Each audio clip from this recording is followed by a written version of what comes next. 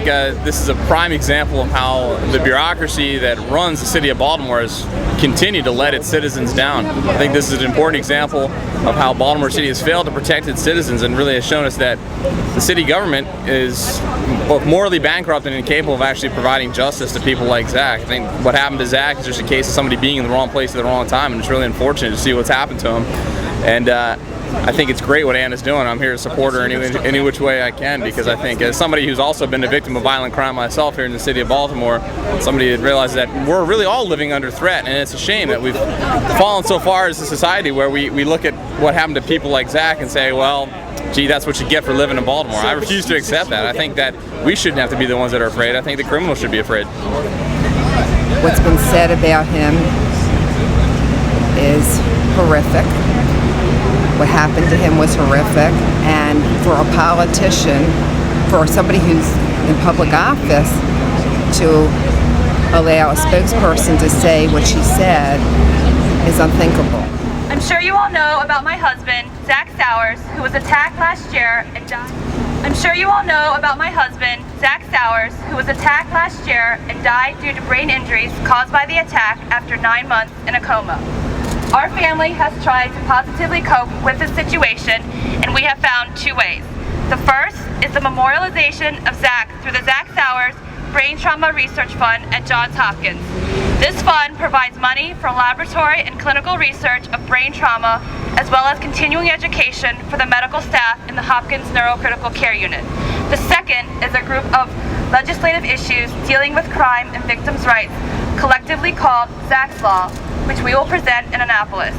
In order to gain public awareness about Zach's Law, Melody Simmons from Exhibit A magazine interviewed me about it. When I read the article, I was shocked to read that spokeswoman Margaret Burns from the state's attorney's office grossly misrepresented the evidence and medical condition in Zach's case during her interview for the article. Marty Burns told the reporter that Zach's case was not what it appeared to be. She cast great doubt on whether my husband died from a street beating. She described multiple details that have no basis in fact. She cast doubt on my credibility in representing those facts.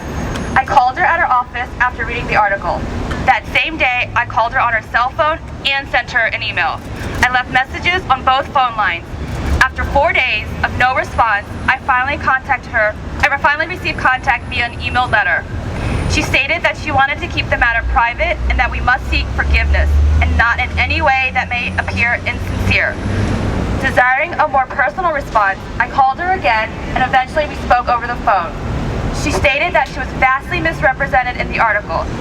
I contacted author Melody Simmons, who believes her representation was accurate and stands behind her article. She reviewed her notes from the interview, and the notes support her stance. In making erroneous statements in a public article, Marty Burns made this issue a public matter. I have asked that she publicly apologize and retract her statements. She has refused by stating that she has no further comment on this issue and that I am to refer to her email letter.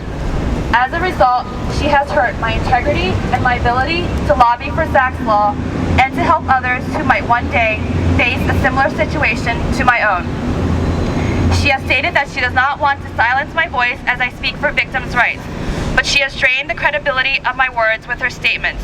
While she defends that the state's attorney's office works hard every day to ensure that victims are treated fairly and with compassion, Dr. Mursky, Zach's physician and director of the Neurocritical Care Unit at Johns Hopkins, has even come out to publicly state that he's saddened and appalled that our justice system is capable of such callous commentary with little or no regard for the grieving suffering that has taken place in light of Zach's murder.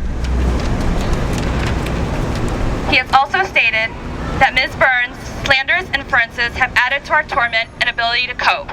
If Marty Burns would truly like to show her sincerity in this matter, she could simply issue a public apology and retraction.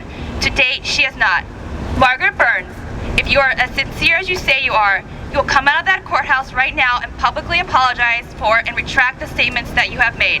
This is your chance to be accurately represented. You say that you have been misrepresented in the public arena. Now you can publicly correct the errors that were made. Come out now!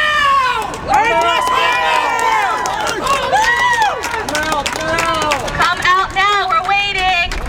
Burns must go!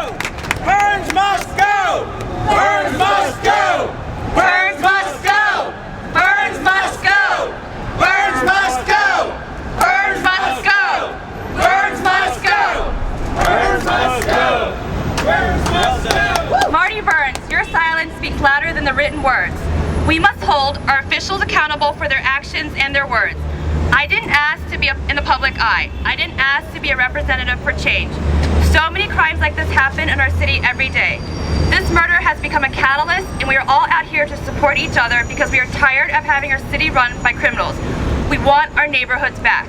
We want our elected officials to protect us to the best of their ability and prosecute violent criminals to the full extent of the law. By coming out here today, you have shown that you want to make a difference, and that there are many things you can do that have an impact. Starting today, you could contact the mayor's office and convey your outrage over this issue. You could email city council members a letter expressing your dissatisfaction over the mishandling of this case and your desire to see Margaret Burns fired. You can also sign an upcoming petition to get Margaret Burns fired.